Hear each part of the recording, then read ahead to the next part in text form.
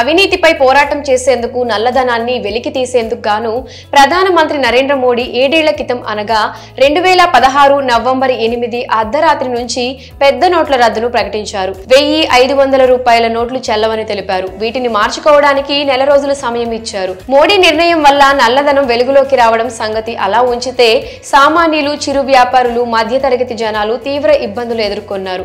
ఈ ఏడాది 2000 నోటును ఉపసంహరించిన సంగతి తెలిసిందే. ఇక తాజాగా 100 నోట్లు చెల్లదనే ప్రచారం వెలుగులోకి వచ్చింది. గత కొద్ది రోజులుగా పాత 100 రూపాయల నోట్లకు సంబంధించి సోషల్ మీడియాలో ఓ రూమర్ షికారు చేస్తుంది. మోడీ ప్రభుత్వం కొత్త ఏడాదిలో పాత 100 రూపాయల నోటును రద్దు చేయబోతుందంటూ పోస్టులు పెడుతున్నారు.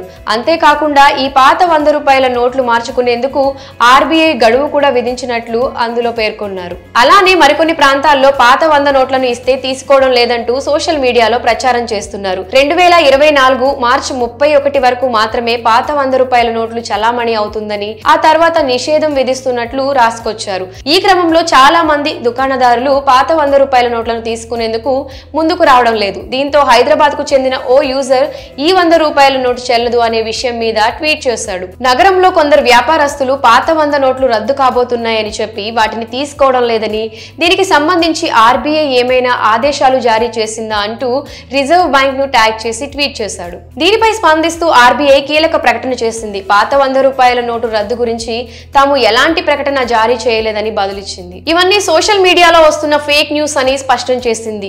ఎట్టి పరిస్థితుల్లోనూ పాత 100 రూపాయల నోట్లను రద్దు చేయబోమని తెలిపింది. దీంతో 100 నోట్లపై వస్తున్న వార్తలు అవాస్తవమని తేలింది. ఈ విషయాన్ని మీ ఫ్రెండ్స్ అండ్ ఫ్యామిలీ మెంబర్స్ కి షేర్ చేసి అలర్ట్ చేయండి.